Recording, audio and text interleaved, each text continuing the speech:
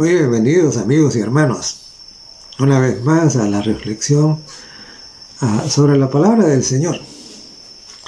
Siempre es un verdadero placer estar con ustedes y claro, siempre con la expectativa de poder encontrarlos en el reino de los cielos.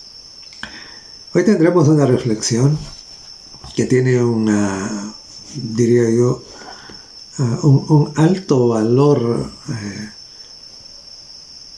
personal, relacionado con el estilo de vida.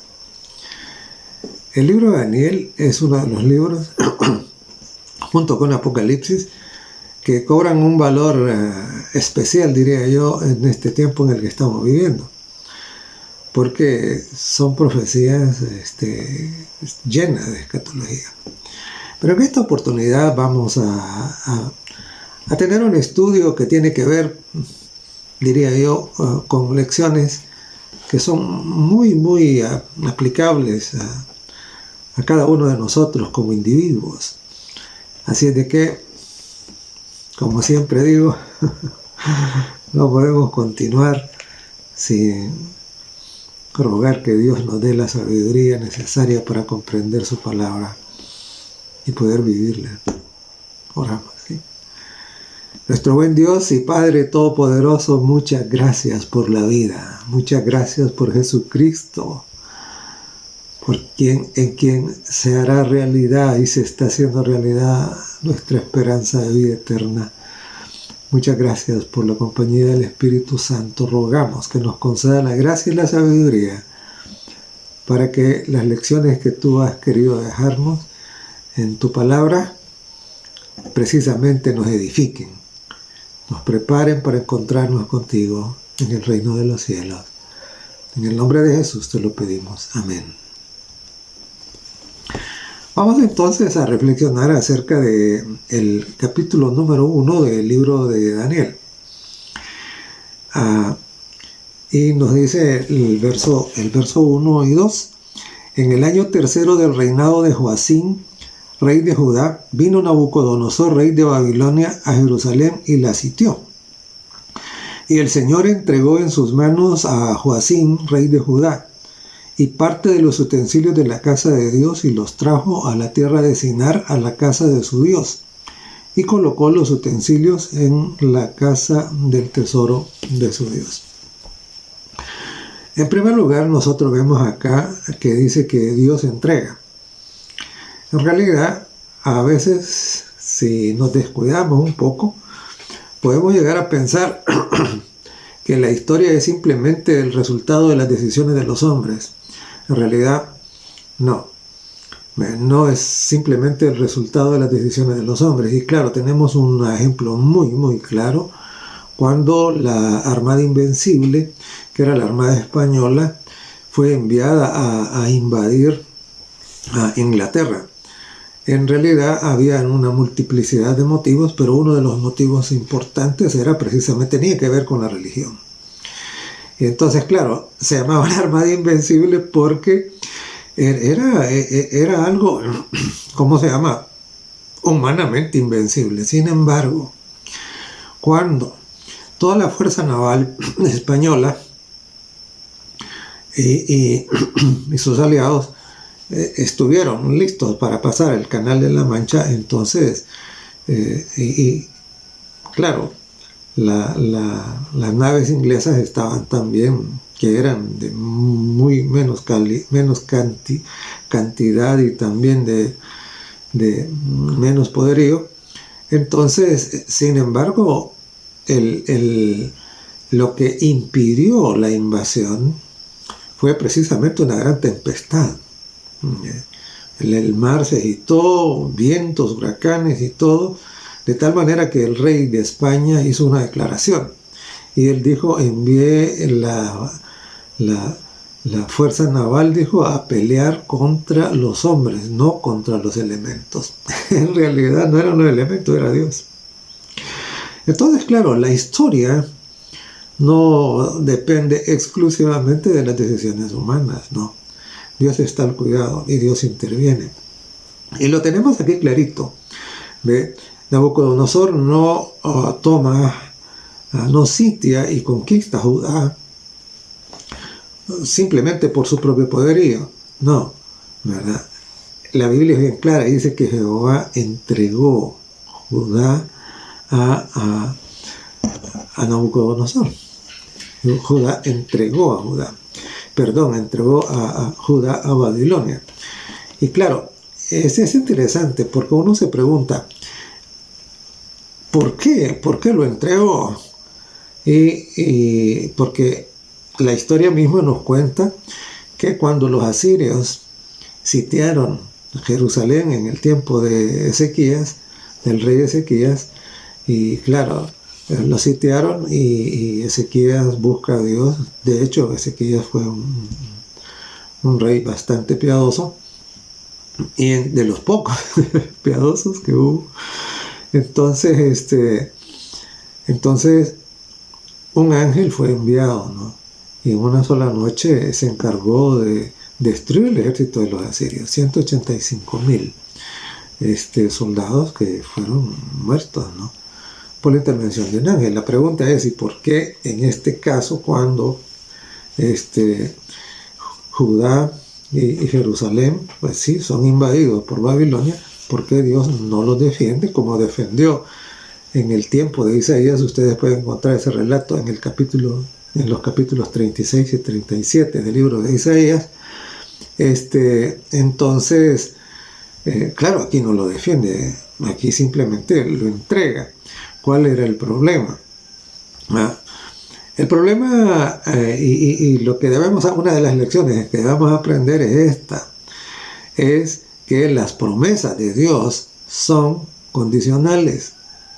Como hemos comentado en otras oportunidades, las promesas de Dios no son cheques en blanco. Y en el libro de Deuteronomio, en el capítulo 28, un capítulo yo creo que deberíamos repasar con frecuencia, tenemos nosotros que el Señor fue bien claro y estableció las reglas del juego, ¿no? Del juego de la historia, del juego de la historia de las naciones y lo que podía definir cuál sería el destino de las naciones, ¿no? Y de los individuos, y no solo de las naciones, pero también de cada uno de nosotros individualmente. Y en Deuteronomio, el capítulo 28 y en el verso 15, Dios había dicho, ¿no? Acontecerá que si no oyeres la voz de Jehová tu Dios para procurar cumplir sus mandamientos y sus estatutos que yo te intimo hoy, que vendrán sobre ti todas estas maldiciones y te alcanzarán. Claro, en el capítulo 28 de Deuteronomio tenemos nosotros que Dios dijo, miren, si ustedes son obedientes a los mandamientos, a los estatutos que yo les establezco ahora, entonces la consecuencia va a ser que van a ser bendecidos. Pero si no, entonces vendrán sobre ustedes las maldiciones. Y precisamente en el verso 25 del mismo capítulo de Deuteronomio dice, Jehová te entregará derrotado delante de tus enemigos. Por un camino saldrás contra ellos y por 7 caminos huirás delante de ellos y serás vejado por todos los reinos de la tierra, si no tomaban en cuenta sus mandamientos, sus estatutos y sus leyes. Él fue bien claro, él les dijo, Jehová te entregará. Eso es lo que estamos viendo aquí en el capítulo 1 de Daniel y en el verso 1 y 2. Y todavía más específico, ¿no? En el verso 36 del mismo capítulo de Deuteronomio 28, dice Deuteronomio 28, 36, Jehová te llevará a ti y al rey que hubieres puesto sobre ti, a nación que no conociste, ni tú ni tus padres, allá servirás a dioses ajenos, y al palo y a la piedra. Entonces, claro, ¿verdad? Dios nos dice las cosas como son, ¿no? Y Él dice, miren, en todo esto funciona una ley de causa y efecto, ¿verdad? Y como dice allá en el libro de Gálatas, no os engañéis, Dios no puede ser burlado. Lo que el hombre siembre, eso también va a cosechar. Entonces aquí tenemos eso, ¿no? El caso de Joacim, claro, dejar de lado la voluntad de Dios, apartarse de sus mandamientos. Entonces lo llevó a la nación a ¿qué? A ser entregada a Babilonia. Cuando despreciamos la palabra de Dios, cuando despreciamos sus mandamientos y los consejos que Él nos ha dado, que siempre son motivados por amor y para nuestra bendición, cuando hacemos eso, entonces nosotros mismos le estamos diciendo a Dios: no te metas en mi vida, déjame solo, ¿verdad? No te necesito, yo puedo resolver las cosas solo. Es un engaño total, no podemos, ¿verdad? Y aquí, bueno, Dios dijo: no tengo más que dejarlos, ustedes han escogido esto, está bien, ¿verdad? Está bien. Y en los versos 3 al 5 dice: y dijo el rey a Aspenaz, jefe de sus eunucos, que trajese de los hijos de Israel, del linaje real, de los príncipes, muchachos en quienes no hubiese tacha alguna, de buen parecer, enseñados en toda sabiduría, sabios en ciencia y de buen entendimiento, e idóneos para estar en el palacio del rey, y que les enseñase las letras y la lengua de los caldeos. Y le señaló el rey ración para cada día de la provisión de comida del rey, y del vino que él bebía, y que los criase 3 años, para que al fin de ellos se presentasen delante del rey. Claro, la orden del rey al jefe de los eunucos fue: necesitamos, entrenar jóvenes para que sean nuestros siervos, ¿verdad? Para que estén de parte nuestra.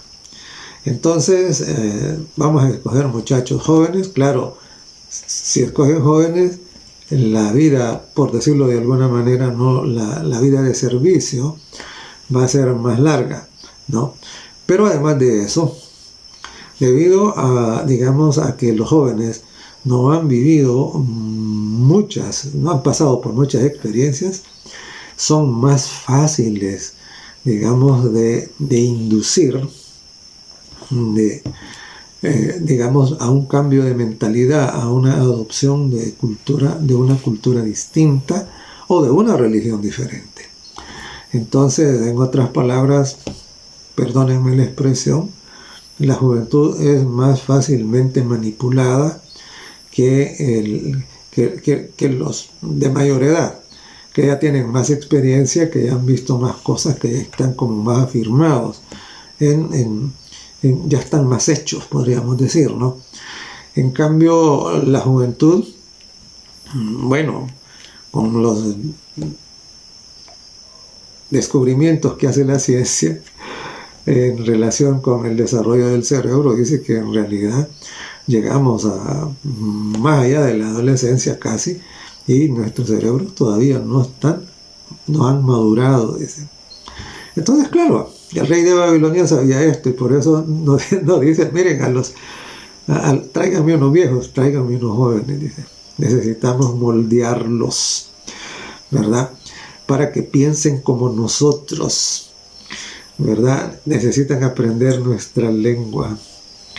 Y los neurolingüistas dicen que cuando las palabras que nosotros usamos y repetimos tienen un impacto, bastante fuerte en nuestras ideas, en nuestros pensamientos y finalmente en nuestros hábitos, ¿no? Nuestro carácter.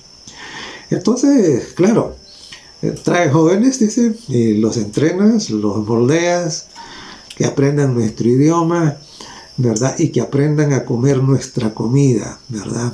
Es decir, vamos a arrancarles sus raíces, vamos a arrancarles su cultura, vamos a arrancarles su religión y le vamos y lo vamos a moldear al pensamiento de Babilonia, ¿no? A la cultura de Babilonia, a la religión de Babilonia. De eso se trataba. Y entonces ellos nos van a servir, ¿verdad? Como parte de nuestro, de nuestro staff, de nuestro gabinete, por decirlo de alguna manera, ¿no? Entonces, claro, era hacer prevalecer la cultura por encima de las creencias en las que los muchachos habían sido enseñados mientras estaban en Judá, ¿verdad? Era amoldarlos precisamente al pensamiento babilónico. De eso se trataba, ¿no? Y entonces dice el verso 7: a estos el jefe de los eunucos puso nombres. Puso a Daniel, Belsasar, a Ananías, Sadrach, a Misael, Mesac y a Azarías, Abednego. Es interesante porque los nombres de los muchachos, los nombres judíos de los muchachos terminaban en él y terminaban en Ías. ¿Esto qué significa? Todos los nombres bíblicos que terminan en Ías o que terminan en él tienen un componente relacionado con Dios. Obviamente, cuando se los ponen, están pensando en el Dios de los hebreos, ¿no? Y ahora, ¿qué ocurre? Ahora ocurre que el jefe de los eunucos les cambia nombre. Y, por decirlo de alguna manera, deja de lado los nombres hebreos que contenían ahí la idea de su Dios, para ponerles nombres relacionados con los dioses que se adoraban en Babilonia, ¿no? Y entonces así, los nombres que reciben los muchachos están relacionados con los dioses de Babilonia. Además, cambio de nombre significa también cambio de identidad, ¿no? En la Biblia, la palabra nombre no es simplemente una viñeta para designar a una persona. En la Biblia, la palabra nombre se refiere al carácter, se refiere a la identidad, a la esencia de la persona. Por eso es que cuando decimos en el nombre de Dios, estamos hablando de que considerando precisamente lo que Dios es, ¿no? Su carácter santo, amoroso, ¿no? A la esencia de su ser. Entonces, claro, al cambiarle el nombre, precisamente era, digamos, arrancarles su identidad. Y asignarles nuevos nombres es que ellos asimilan una nueva identidad. Una identidad precisamente separada de su nación original y que deberían absorber precisamente la identidad de Babilonia. De eso se trataba, ¿no? Pero en el verso 8 tenemos nosotros algo que es impresionante, ¿no? En el verso 8 dice: Daniel propuso en su corazón no contaminarse con la porción de la comida del rey. Dice, ni con el vino que él bebía. Pidió, por tanto, al jefe de los eunucos que no se le obligase a contaminarse. Es interesante, porque dice, Daniel propuso en su corazón. Y precisamente es ahí donde reside, diría yo, el secreto y el poder de la religión, de la espiritualidad, de la relación con Dios, ¿verdad? Reside en el corazón. La religión, la espiritualidad no es un asunto de ceremonias externas, desprovistas precisamente de esa decisión honesta que se hace en el interior de la persona, ¿no? Rendir la mente, rendir el corazón. Una religión que simplemente es el cumplimiento mecánico de ceremonias o de mandatos, simplemente no es nada, ¿verdad? Es hipocresía, es farisaica, es legalista, no tiene valor, no tiene sentido, ¿verdad?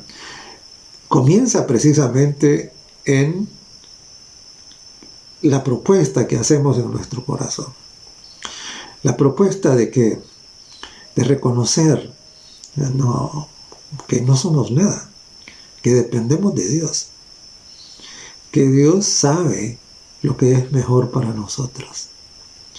Es la propuesta de dejar a un lado nuestra voluntad y aceptar la voluntad superior de Dios, porque sabemos que los caminos de Dios son mejores que los nuestros. Esa era la situación, ¿no? Y Daniel dice que propuso en su corazón. Y claro, la comida, más allá de los efectos que la comida tiene en la salud física, también la comida representa ¿qué? La comida representa en el simbolismo bíblico precisamente el alimento de nuestra mente. Por eso el apóstol Pablo reprende a aquellos de la iglesia temprana cuando escriben sus epístolas y les dice, pero ustedes, les dice, ya deberían estar comiendo alimento sólido, pero debido a su superficialidad todavía tenemos que estarles dando leche, dice, es decir, las doctrinas básicas, ¿no? Cuando ya deberían tener un conocimiento más profundo, que es el alimento sólido. Entonces, claro, en este compromiso de Daniel de no contaminarse con la comida del rey, está implicado también eso, ¿no? Y claro, nosotros vemos que efectivamente eso no ocurrió, ¿verdad? No se contaminó y lo vemos posteriormente. En el caso de los muchachos que prefirieron ir al horno de fuego y en el caso de Daniel que prefirió arriesgarse a ir al foso de los leones, ¿no? No se contaminaron con las ideas, ¿no? La ideología del rey. Pero igual, también tenía que ver con la comida. ¿Y por qué tenía que ver con la comida? Por dos razones, diría yo. Primero, la comida que era, servida en la corte, primero era ofrecida a los ídolos. Y entonces eso era primero una razón. Pero también la siguiente es que en Babilonia y en los otros pueblos paganos alrededor de Israel no tenían las reglas dietéticas que Dios había establecido, ¿no? Y entonces, claro, podían servir cualquier cosa que, según las regulaciones dietéticas establecidas por Dios, no son alimentos, ¿no? Sino que Dios las llamó impuras o inmundas. Y claro, precisamente la diferencia en la salud y el vigor del pueblo de Dios era notoria cuando tenían en consideración esto. Recuerdo, por ejemplo, y usted puede recordarle en el Génesis, cuando Faraón le reclama a las parteras y les dice, ¿por qué no han matado a los niños de las hebreas? Y entonces las parteras egipcias responden, porque las mujeres hebreas no son como las egipcias. Ellas son más fuertes, son más vigorosas, son más sanas. Y cuando nosotros llegamos ya ellos han dado a luz sin problemas, ¿no? Entonces la diferencia radicaba precisamente en la fidelidad a las reglas dietéticas establecidas por Dios. Dios ha dicho, mire, esto se debe comer y esto no. Y cuando nosotros desobedecemos eso, nuestro cuerpo lo paga. Como decimos nosotros, no nos pasa la factura. Y entonces a veces esperamos hasta que el médico nos diga, mire, no coma esto, no coma lo otro, no coma lo otro, ¿verdad? Pero ya Dios lo había dicho antes, para que no nos enfermáramos. El médico lo dice después de que nos enfermamos, ¿verdad? Entonces, claro, Daniel propone en su corazón. Eso es lo que nosotros debemos hacer, proponernos en nuestro corazón, ¿no? Hacer en lo íntimo de nuestro ser ese compromiso con Dios, ¿verdad? Y entonces, dice luego el verso 9, y puso Dios a Daniel en gracia y en buena voluntad con el jefe de los eunucos. Entonces, claro, Dios pone en gracia a los suyos cuando los suyos se han comprometido de todo corazón. Y es interesante porque lo vemos aquí en el caso de Daniel, ¿verdad? Dice que Daniel fue puesto en gracia ante el jefe de los eunucos, ante Melzar. Pero esto mismo vemos nosotros también en el caso de José. Cuando José era llevado en la caravana, ya en calidad de esclavo para Egipto, entonces, y él miró por última vez las montañas en donde vivía su familia, él se consagra, ¿no? Y propone también en su corazón mantenerse fiel. Y por eso es que cuando llega a Egipto y es comprado, entonces, claro, el amo que lo compra, entonces, claro, Dios le da gracia ante él, ¿no? Ahora, esta gracia, claro, no es que de manera así como cae del cielo. Tiene en su raíz precisamente el compromiso, la humildad, la fidelidad. Y esto hace que la gente tenga cierto tipo de conducta, ¿no? Entonces se ve que son gente honesta, que son gente limpia, que son gente fiel, que son gente leal. Y entonces precisamente eso hace de que los amos, los jefes, entonces vean que esta persona es distinta, ¿verdad? Y eso lo hace, ¿cómo se llama? Su testimonio, que está originado en ese compromiso que han hecho con Dios. Como dice allá en Efesios, no sirviendo al ojo, como los humanos dicen, sino como sirviendo a Dios. Entonces eso hace que caigan en gracia con sus superiores. Entonces, claro, dice que dice el verso 9, y puso Dios a Daniel en gracia y en buena voluntad con el jefe de los eunucos. Y dijo el jefe de los eunucos a Daniel: temo a mi señor el rey, que señaló vuestra comida y vuestra bebida, que luego que él vea vuestros rostros más pálidos que los de los muchachos, que son semejantes a vosotros, condenaréis para con el rey mi cabeza. Entonces, claro, Melzar dice: mire, pero es que la orden ha sido una orden directa del rey. Y según lo que ellos creían, esa era la comida que se comía en la corte, era la comida de mejor calidad que podían comer. Y eso los iba a mantener en mejor estado de salud que los que no comían esa comida. Y además, y comentar aquí que ciertamente a veces nosotros tenemos ideas muy equivocadas en relación con la dieta, ¿verdad? Y estamos consumiendo algunos alimentos que creemos que es lo mejor que podemos consumir, cuando en realidad son alimentos bastante tóxicos, ¿verdad? Que acidifican nuestro cuerpo y nos predisponen para, enfermedades como el cáncer, como la diabetes, la hipertensión y varias otras de estas afecciones de la salud, ¿verdad? Claro, mire, la mejor dieta es la que Dios ha establecido. A esa debemos atenernos. Pero claro, en la corte se pensaba que lo que consumían precisamente la élite era la mejor calidad de alimento. No era así, ¿verdad? Igual, lo mismo puede ocurrir ahora. Y efectivamente ocurre.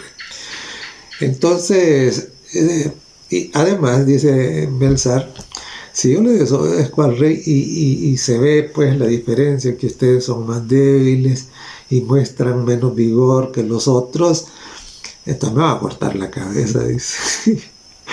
Y no quisiera arriesgar mi vida por esto, ¿no? Sin embargo, Daniel le hace una propuesta, y esto es importante, ¿no? Daniel no simplemente se pone terco, se pone necio, se pone rebelde en esto, sino que Daniel le hace una propuesta. Recuerdo que yo tuve un jefe que decía: miren, no me vengan a mí con problemas, decía, vénganme con soluciones. Y entonces creo que bastante razón tenía. él esperaba que le lleváramos propuestas, ¿no? Y eso es lo que hace Daniel aquí. Daniel le hace una propuesta. Le dice, entonces, dice el verso 11, entonces le dijo a Daniel a Melzar, que estaba puesto por el jefe de los eunucos, sobre Daniel, Ananías, Misael y Azarías, te ruego que hagas la prueba con tus siervos por 10 días y nos des legumbres a comer y agua a beber.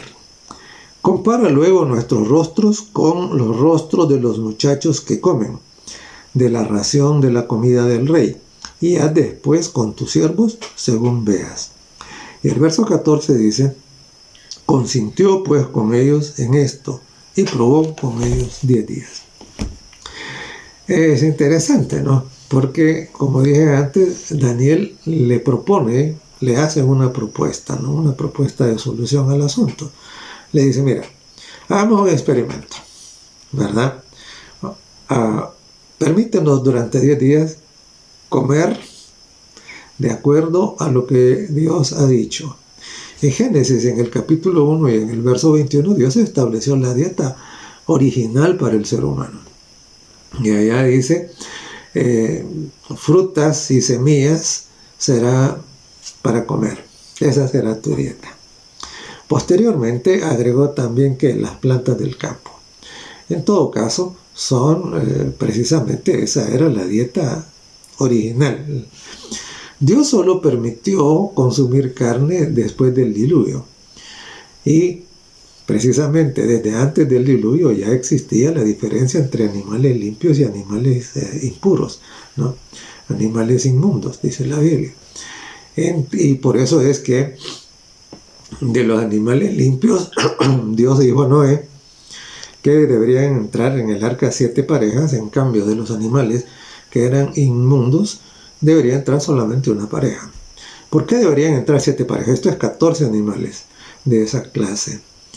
Deberían entrar por 2 razones. Uno, eran los únicos animales que Dios aceptaba como para sus sacrificios, ¿no? Los sacrificios religiosos, es decir, que representaran al Cordero que iba a ser, al Cordero de Dios que quite el pecado del mundo, ¿no? No podían ser animales inmundos. Tenían que ser animales limpios. Y además, era porque después del diluvio, recordemos, cuando Noé sale del arca, no hay prácticamente vegetación que esté dando frutos para poder consumir. Entonces, mientras tanto, digamos, como una medida de emergencia, se le permite comer carne de algunos animales, ¿no? Que Dios considera, que Dios sabe, que Dios dijo que son limpios. Y entonces, usted puede encontrar cuáles animales son en el capítulo 11 del libro de Levítico. Entonces hace la prueba. Dice Daniel, 10 días. 10 días. Y Melzar, entonces, acepta, ¿no? Dice, está bien, 10 días no me representan mucho riesgo, entonces ahí voy a ver. Y Daniel le dice, bueno, y mira, los resultados van a decir que es el camino que debemos seguir, ¿verdad? Así es de que entonces, recordemos pues que existe en la Biblia la ley o el principio que lo que sembramos, eso cosechamos. Comenzamos nuestra reflexión hoy precisamente partiendo de esa realidad. Y dice el verso 15, y al cabo de los 10 días pareció el rostro de ellos mejor y más robusto que el de los otros muchachos que comían de la porción de la comida del rey. Así pues, Melzar se llevaba la porción de la comida de ellos y el vino que habían de beber, y les daba legumbres. Claro, Daniel dijo, denos legumbres y denos agua, ¿verdad? Y es interesante, ¿no? Porque Daniel y sus amigos, sus compañeros, sus hermanos en la fe, podríamos decir, ¿sí? Se niegan a beber el vino de Babilonia. Esto es importante, ¿verdad? Se niegan a alimentarse con la comida de Babilonia. Es decir, en lo íntimo de su corazón, ellos rechazan la ideología, la doctrina y la religión de Babilonia. Esa es una gran lección para nosotros, ¿no? ¿Verdad? Porque en el mundo abundan hoy tantas ideologías que extrañas, raras, ¿verdad? Algunas que no tienen absolutamente nada que ver con la palabra de Dios, y otras que están maquilladas con algunas porciones de la palabra de Dios, pero que rechazan cuestiones que son fundamentales, ¿no? Y entonces, claro, todo aquello que implica error y contradicción a la palabra de Dios precisamente es comida de Babilonia. Así es de que, claro, Daniel y sus amigos, sus compañeros, sus hermanos en la fe dicen, no, nosotros eso no vamos a comer. Y es interesante también, mis queridos amigos y hermanos, el hecho de que nosotros encontramos acá que precisamente el asunto dietético forma parte del estilo de vida que Dios requiere de todos aquellos que hemos hecho un pacto con Él, ¿no? Es reconocer que Dios tiene el conocimiento mejor, ¿no? El conocimiento superior, que Dios sabe lo que dice y por qué lo dice, ¿no? Cuando Dios dice coma esto, precisamente porque eso es lo mejor, y cuando Dios dice no coma esto, porque sabe que es dañino. Desafortunadamente en el ámbito religioso se suele tener diría yo, no se valora precisamente esto. Y algunos se atreven a decir que la dieta no tiene que ver nada con la religión. Me disculpa, pero sí tiene que ver bastante. Lo que la Biblia dice, la Biblia dice que precisamente estamos metidos en el problema del pecado por algo que Eva comió. Por algo que Eva comió. Y cuando el Señor Jesucristo se enfrenta con Satanás en el desierto después de su reciente bautismo, entonces precisamente Satanás llega también con la misma tentación, ¿no? La tentación de la comida, ¿ve? Y obvio, ¿no? Jesús estaba en una necesidad extrema de recibir alimento. Y entonces, claro, precisamente llega con eso de la tentación de la comida. Y sin profundizar más en el tema de la importancia que tiene la dieta en la vida espiritual, nada más mencionar el consejo de Pablo a los corintios, ¿no? 1 Corintios, el capítulo 10 y el verso 31, dice, si pues coméis o bebéis o hacéis otra cosa, hacedlo todo para la gloria de Dios. Si lo que comemos no fuera importante, entonces Pablo no habría sido dirigido por el Espíritu Santo a incluir comer y beber en los consejos que están relacionados con darle la gloria a Dios, ¿no? Y es que también el apóstol Pablo en el capítulo 6 de Corintios, en 1 Corintios capítulo 6, dice, ¿no?, que nuestro cuerpo es templo del Espíritu Santo. Y todo lo que usted le mete al cuerpo va a tener consecuencias. Si usted le mete precisamente alimento saludable, va a tener consecuencias positivas. Y si usted le mete comida, diría yo, porque en realidad hay cosas que Dios no diseñó como alimentos, pero la gente se las come. Y entonces eso va a tener consecuencias negativas. Así es de que, sin ir más allá, entonces volvamos a Daniel 1, en donde dice que cuando el encargado, Belsar, compara, dice, a Daniel y a los otros hebreos que habían estado consumiendo, de acuerdo a lo que Dios había establecido, legumbres y bebiendo agua, en vez de estar bebiendo bebidas azucaradas o todas esas bebidas artificiales, o en el caso de ellos, el vino de Babilonia. Entonces dice que los encontró ¿cómo? Los encontró, dice, que eran mucho más vigorosos, mucho más robustos, dice. Dice, pareció el rostro de ellos mejor y más robusto que el de los otros muchachos que comían de la porción de la comida del rey.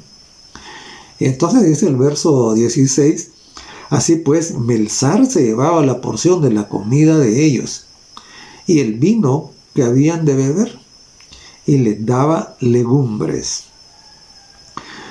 Y en el verso 17 dice, a estos 4 muchachos Dios les dio conocimiento e inteligencia en todas las letras y ciencias, y Daniel tuvo entendimiento en toda visión y sueños. Es interesante. A medida que la ciencia médica avanza, se ha descubierto que hay una relación bien estrecha entre el sistema digestivo, especialmente los intestinos, y el cerebro. Es interesante. Recuerdo que leí una vez, estaba estudiando medicina natural, que a un hombre le habían hecho una operación para mirar,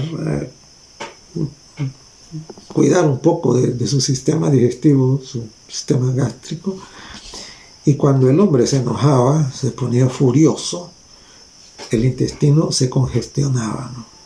Se ponía rojo. Entonces, y el interior del intestino. Y entonces, claro, hay una relación bien estrecha y no se necesita ninguna, claro, cosa sofisticada para darse cuenta de esto. Después de que nosotros comemos copiosamente, especialmente si comemos comidas difíciles de digerir, vamos a encontrar que nuestra mente se pone pesada y nos da sueño, ¿verdad? ¿Y por qué? Precisamente porque la energía nerviosa, la energía que debería estar haciendo funcionar nuestro cerebro, nuestra mente, es demandada por el sistema digestivo, ¿no? Está sobrecargado y entonces tiene que enfrentar esa situación.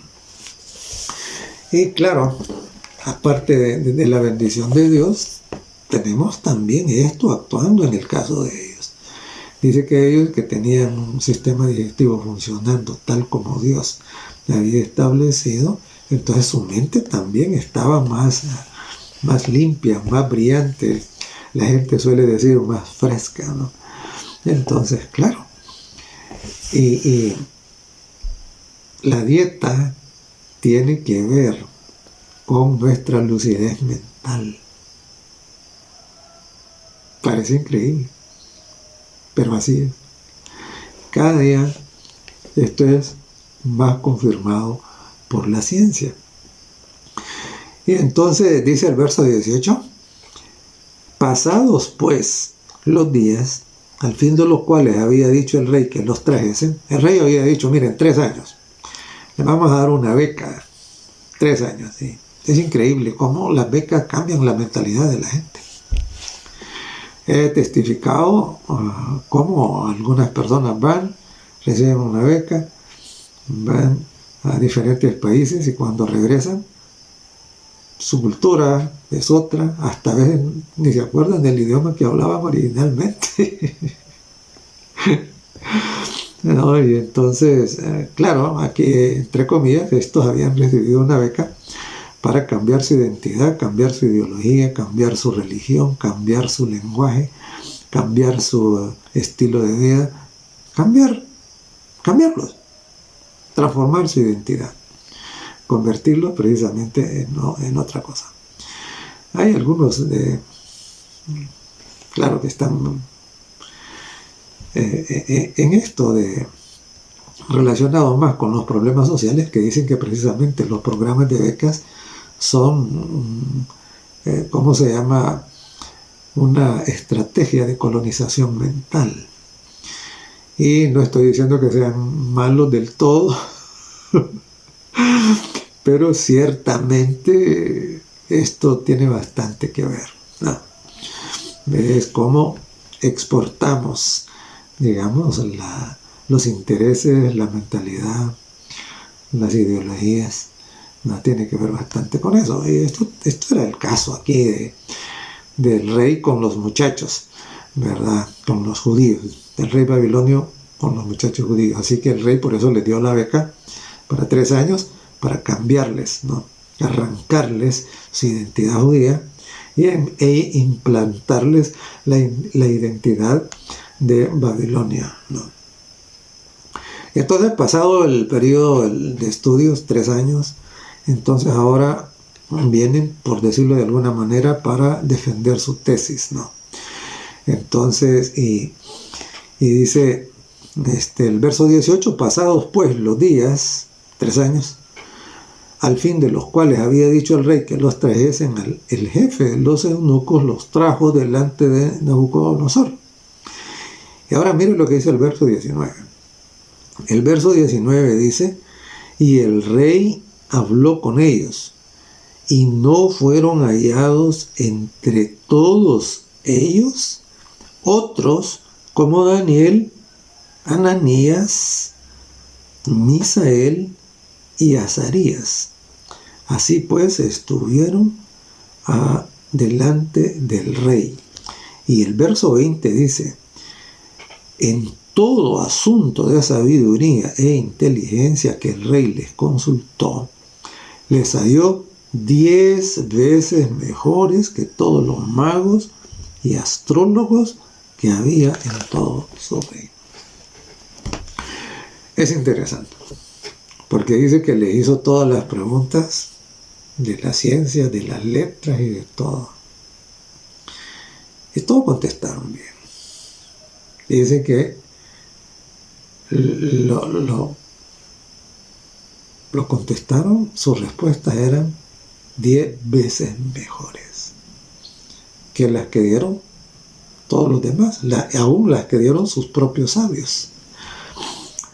Y me llama la atención, ¿por qué? Porque 10 no dice que eran el doble, no dice que eran el doble, no dice que eran 3 veces mejores, dice que eran 10 veces mejores. Pero, ¿y esto qué significa? Significa que la diferencia entre aquellos que habían propuesto en su corazón ser fieles a Dios, humillarse, ser obedientes, tomar en cuenta lo que Dios dice, la diferencia entre estos y los otros era grande, era notorio. Dice 10 veces. Eso no es que... Y esto es muy importante. ¿Por qué? Porque sucede ahora de que la diferencia entre el profeso pueblo de Dios, entre los cristianos y los mundanos, a veces no se nota. ¿Sí? Se parecen tanto. Y en realidad la diferencia debería de ser 10 veces. Debería ser evidente cuando alguien, y es que cuando alguien ha propuesto en su corazón, como Daniel, no contaminarse con el mundo, entonces será, mejor dicho, porque es una consecuencia, no es el fruto, será 10 veces mejor, 10 veces distinto que los del mundo. Entonces, claro, nosotros tenemos que ponerle cuidado a esto, ¿no? 10 veces mejor. Y claro, ya cuando introducimos la reflexión de este día, decíamos que Dios había establecido las reglas claras. Y claro, uno de los capítulos, porque esto está en toda la Biblia, no solo está en Deuteronomio 28, pero el capítulo donde está resumido, diría yo, de mejor manera, prácticamente es un compendio, es en el verso 28, en el capítulo 28 de Deuteronomio. Allá Dios había dicho, miren, si ustedes atienden a los mandamientos que yo les doy, a las leyes, a los estatutos, a los consejos que yo les doy, van a ser bendecidos. ¿Ah? Y si no, entonces estas maldiciones van a venir sobre ustedes.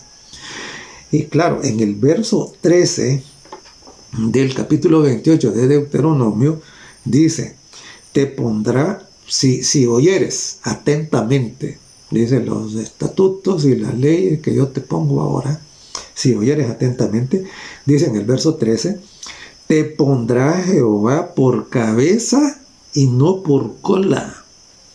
Estaréis encima solamente y no estaréis debajo. Dice, si obedecieres los mandamientos de Jehová tu Dios que yo te ordeno hoy, para que los guardes y los cumplas. Entonces, claro, Daniel y los otros muchachos hebreos estaban cosechando precisamente la bendición, ¿no?, que Dios había prometido. Es que Dios es tan maravilloso, ¿no? Él establece las reglas del juego. Y claro, nosotros no podemos esperar salir ganadores si no jugamos de acuerdo a esas reglas. Una vez, platicando con un muchacho, me dijo, esos son losers, me dijo. Y claro, como estamos hablando en español, yo me quedé y le digo, ¿qué es eso? Y perdedor, me dijo.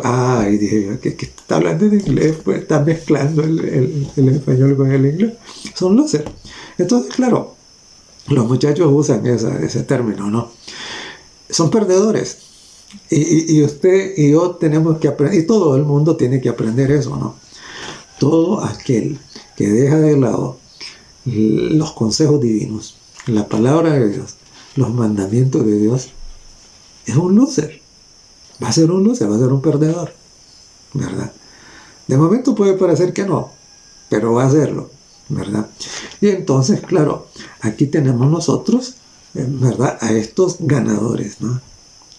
10 veces mejores, ¿verdad? Cuando el corazón humano está dispuesto y comprometido con Dios, entonces se presta para que Dios haga maravillas. Y claro, la pregunta es, ¿cuál será su disposición para con Dios? Y es interesante porque este es un patrón que nosotros notamos en la Biblia, no solo en el caso de Daniel y estos muchachos. Eso es precisamente lo que pasó con José. José también propuso en su corazón, ¿verdad? Y nosotros vemos cómo ante la tentación, José decide obedecer el mandamiento. ¿Y cuál fue el resultado? ¿Lo vemos? Igual que en el caso de Daniel, ¿no? José llega a pasa de ser un cautivo, de ser un esclavo, a ser el gobernador de Egipto, ¿no? El imperio más poderoso que había en ese tiempo, ¿no? Entonces, y lo mismo vemos en el caso de Daniel. Note que dice el verso 21, y continuó Daniel hasta el año primero del rey Ciro. Y claro, en el verso 6, en el capítulo 6 de Daniel, nosotros encontramos que claro, cuando Babilonia cae, Daniel no es quitado del gobierno, ¿no? Al contrario, Daniel es mantenido como el gobernador que está por encima de todos los sátrapas, de todos los funcionarios en el reino. de los medos y los persas. Entonces, claro, ese es el cumplimiento de la promesa de Dios. Si ustedes escuchan atentamente los mandamientos que yo les doy, estarán por cabeza y no por cola. Estarán encima. Eso es lo que se cumplió en el caso de José. Es lo que se cumplió en el caso de Daniel, ¿no? Y de hecho se está cumpliendo en la vida de muchos ahora que han tomado la misma decisión. La decisión de ¿qué? La decisión de comprometerse con Dios. La decisión de no contaminarse con las ideologías, la doctrina, la religión e incluso la comida de Babilonia. No, sino de mantenerse dentro de los consejos divinos. Pero igual, Daniel ya es historia, José ya es historia, pero usted es actualidad. ¿Qué va a hacer? ¿Qué va a hacer o qué está haciendo? ¿Ya? Recuerde, lo que uno siembra es lo que cosecha. Eso está escrito en Gálatas. ¿Ya? ¿Qué va a hacer usted? ¿Qué va a sembrar? Hay un solo camino. El camino de la bendición es el camino de Jesucristo. Dele una oportunidad en su vida. Dios nos ha dado sus consejos, sus mandamientos, sus estatutos, sus leyes, su palabra, porque nos ama, porque quiere que seamos cabeza y no cola. Y todo aquel que rechaza a Jesucristo, de manera activa o de manera pasiva, es decir, con indiferencia, está escogiendo ser cola. Esta mañana, en este momento, pues, la invitación es: dele una oportunidad a Dios en su vida. Entréguele su corazón, su mente, y Dios hará maravillas. Que Dios le bendiga.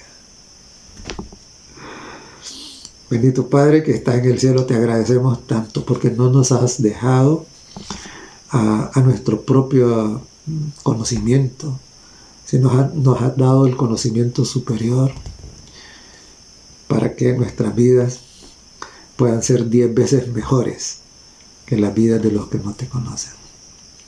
Bendice, Señor, a cada uno, que tu Espíritu nos conceda la gracia y el poder para hacer decisiones correctas y vivir de acuerdo con ellas. En el nombre de Jesús lo pedimos. Amén.